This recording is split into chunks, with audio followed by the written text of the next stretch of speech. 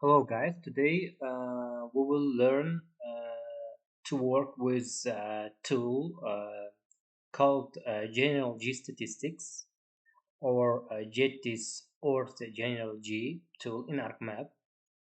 So first, slightly bit a theory. So General G Statistics is a global spatial analysis tool used in GIS platforms to measure whether high or low values of a variable are clustered across a study area.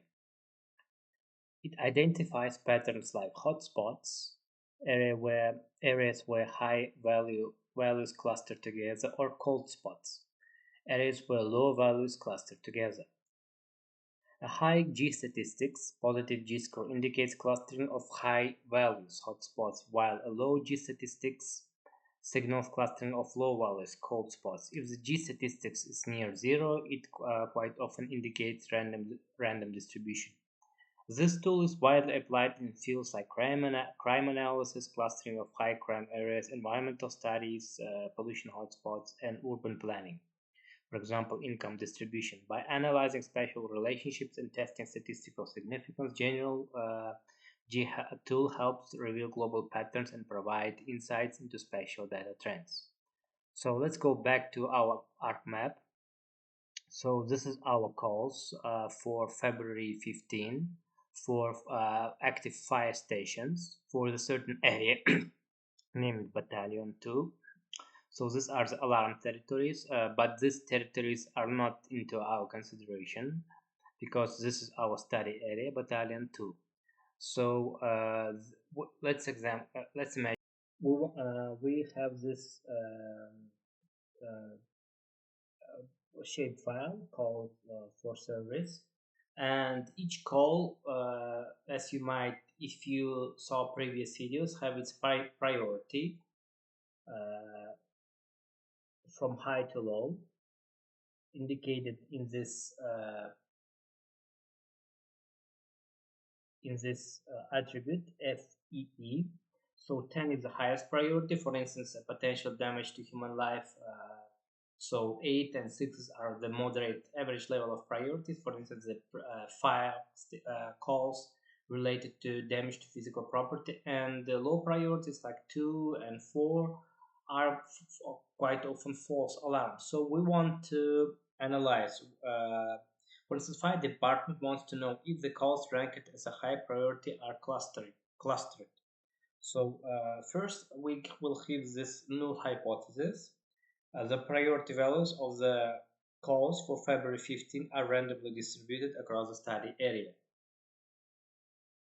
So we will use two tools. First is calculate a distance band random from neighbor count. This tool, let me zoom, so it's in spatial statistics, calculate distance band from neighbor count. So first we will need to analyze the average distance between the calls, which we will use for general G-stats, this high-low clustering, Getis Ord General D. Let's open it. We need to know the average distance. So let me see. Let's first take a first glance to this tool. Calculate distance band from neighbor count.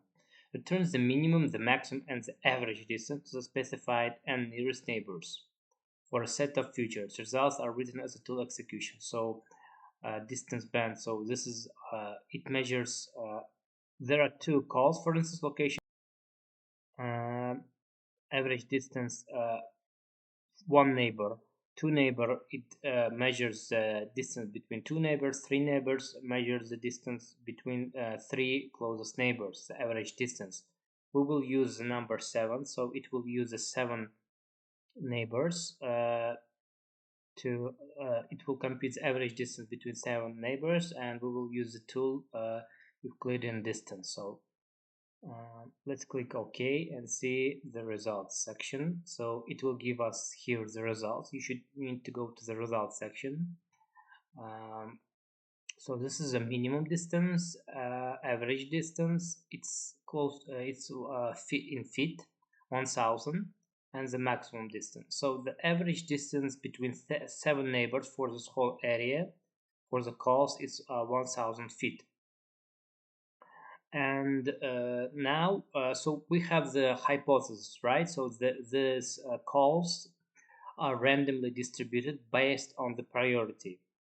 Our alternative hypothesis, so we need to reject the null. In order to reject the null hypothesis, we would need to have high z-scores and certain we need to test this hypothesis, and if this statistical parameters will be high enough, we can reject this null hypothesis and take the alternative hypothesis that these calls are not random based on the priority of calls are not randomly distributed. So for this, we will use this high-low clustering Getis Ord General G.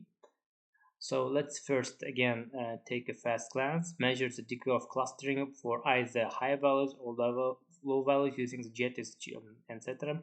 We can access the result of this tool from the results window. Again, if you disable background processing, results will also be written to the progress dialog box. So this is low clusters. This is high clusters. Let's take our calls for service again, and we will take the input field FEE. So we're measuring for this field, which is the priority of calls. So inverse distance, conceptual, so general report, generate report. Yes, we need a report.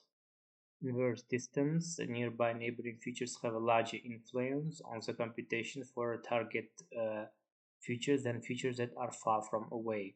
So all the input, all the functions tools, but we will use inverse distance, Euclidean distance, standardization, and this is a distance band or threshold distance. So we will use this 1000 feet, which is the average distance between 7 neighbors. So let's click OK. So you don't have to save this output file because there will be no output file there, but will be a report here. So this is our Getis G score. So we can go directly to this report. Given the z-score of 7, there is a less than 1% likelihood that this high clustered pattern could be a result of random chance. So that means that it's not random, it's clustered and high clustered. So you can just copy and paste to your report. So the results show us that the distribution is not random. But this is for 1000 feet. We can use, let's go back here and write this is 1000 feet, and the G is, we can copy here, G index, and Z score is 7 as far as I remember. Yes, 7. So we can check for 1200 as well. Let's see what results we will get.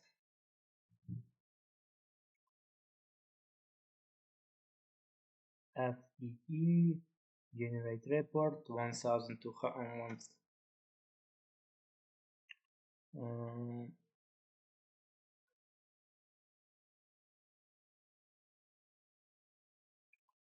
Let's close this one and go here. So see that slightly changed, but basically the same. It's highly clustered. So we can take here 6, almost the same, 6 point G score probably slightly differs. Observe G score, but it's actually the same. You can see, and let's test for 1400 feet. The same.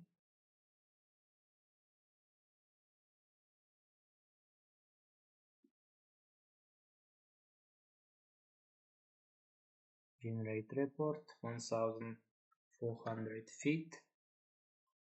Let's click OK. Go to results. Close this one. Go here. Go open the report. Basically the same, but slightly smaller. So see that we when we increase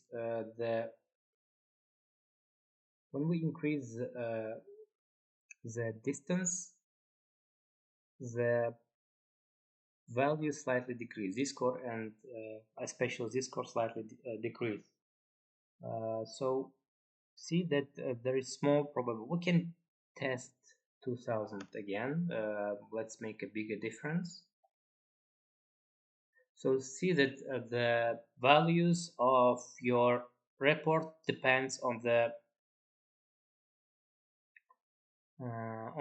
distance band or threshold distance. So we can just specify a cutoff distance for inverse distance and fixed distance options.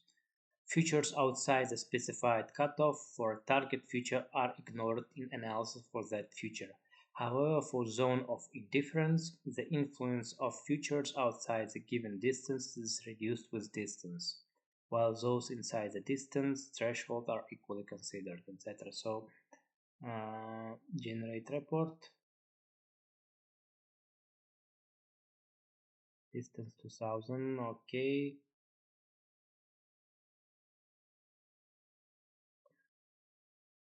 Basically the same. So see that it doesn't change significantly. So anyway, very high probability that the clusters are not random. So this is how this useful tool can be used, high log clustering of Getis Ord General G tool.